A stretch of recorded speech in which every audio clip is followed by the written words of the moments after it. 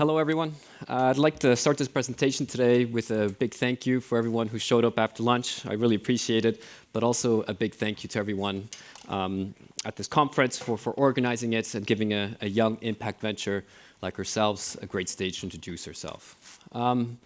Before we dive into timber finance, a little bit about myself. My name is Erik. I'm half Swiss, half Canadian.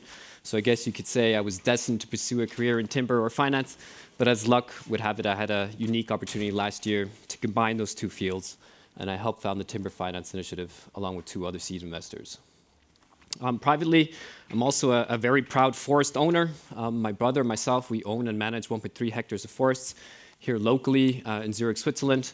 And forestry has really been a big part of my family for many generations. We're often among multiple generations when we do go in the forest together. So I'm very happy to have this unique opportunity to combine these two passions.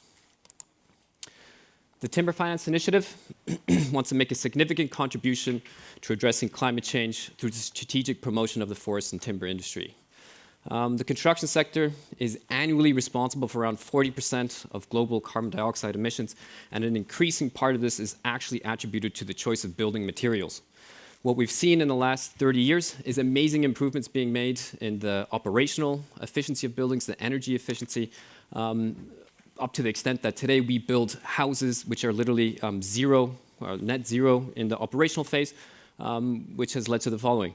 As a result of these great developments, which we're very happy for, up to 100% of the building's full life cycle emissions, they can now actually be attributed to the production of construction materials, the choice of construction materials, as well as its disposal.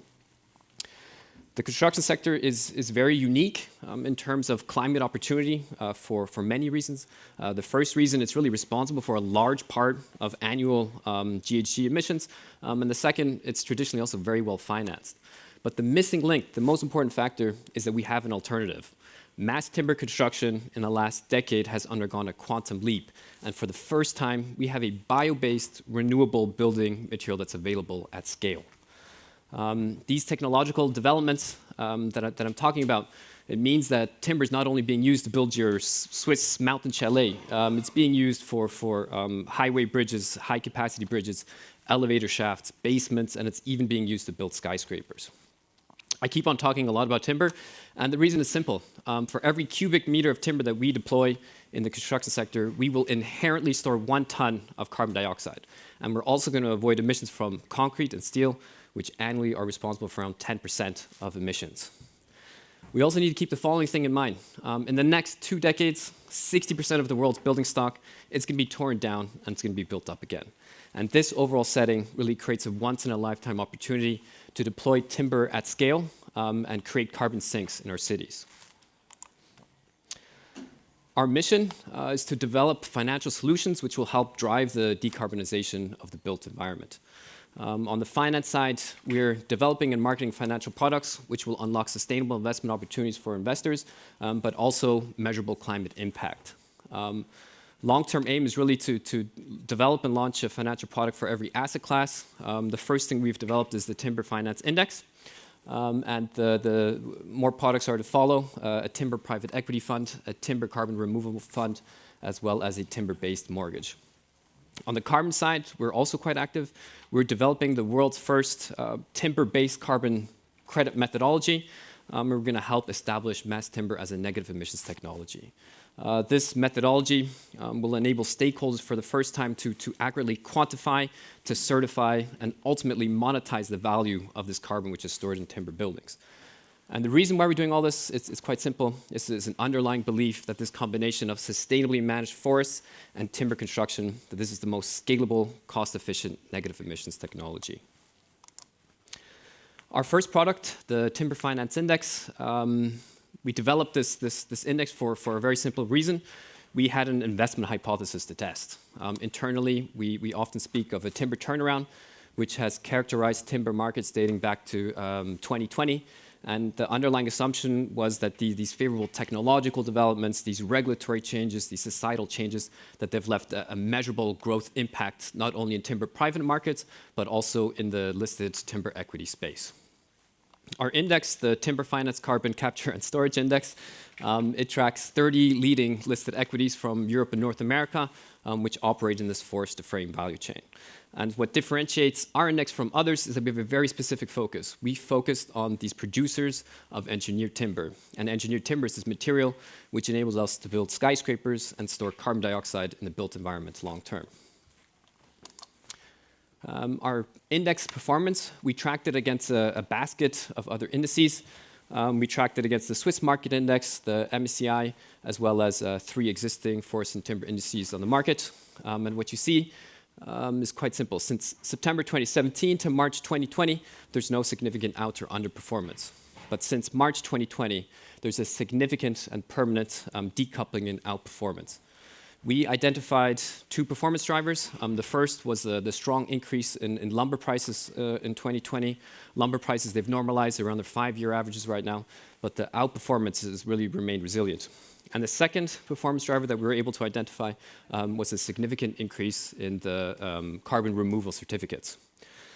And this is really quite remarkable because it allows us to conclude that the specific focus on engineered timber, the storage of carbon dioxide in our buildings, that this has led to a lasting outperformance not only to the SMI, but to thematically similar products in the forest and timber space, which primarily invest into short-lived forest products, such as the production of pulp and paper.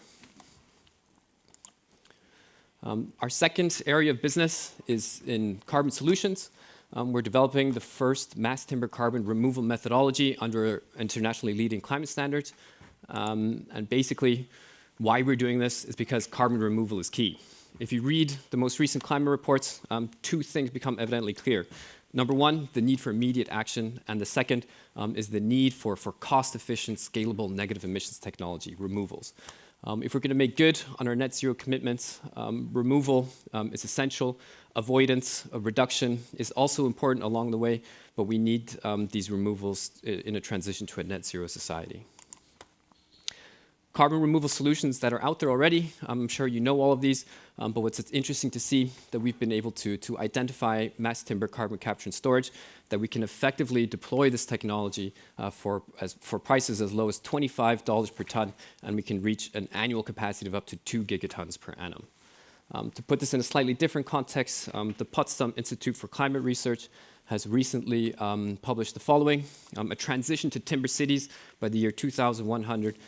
This would avoid 100 billion tons of emissions, which represents approximately 10% of the carbon budget required in the 2-degree scenario. Our timber carbon certificates, they have impact on 2 sides of this forest-to-frame value chain. Firstly, on the demand side, we're going to be creating a financial incentive to build with timber. And this is extremely important because we're going to be able to influence the choice of building materials. Just a little side note, this financial incentive is specifically important because the typical timber building is still marginally more expensive than a concrete or steel building, and these additional revenues are essential to help create an effective demand-side stimulus. On the supply side, we want to activate revenue streams from the voluntary carbon market, and these additional revenue streams, they're really essential for the implementation of sustainable forest management practices. Our forests, they feel the effects of climate change today, whether we believe it or not, and we need these additional revenue streams to make our forests more climate resilient, more biodiverse, to ensure access to this resource long term, but also to ensure that we have a habitat for millions of plants and animals. Our markets, our finance solutions, our carbon solutions, they're going to be benefiting from macro trends. On the finance side, we will be benefiting from the increase in timber construction rates. It's expected that the number of mass timber buildings in the US will be doubling every 2 years and reach 24,000 units by 2034. This significant and long-lasting growth, it's going to create diversified investment opportunities for investors along the entire forest-to-frame value chain, but it's also going to unlock measurable climate impact. On the carbon side, we will be benefiting from the growth of the voluntary carbon market. What we see there is significant growth, year on year, 250%, and we expect the traded volume on offset markets to reach 300 billion by 2050. What will be driving that growth is scalable, cost-efficient carbon removal, but also this solution will be driving also, net zero for institutional clients. Thank you. Thank you.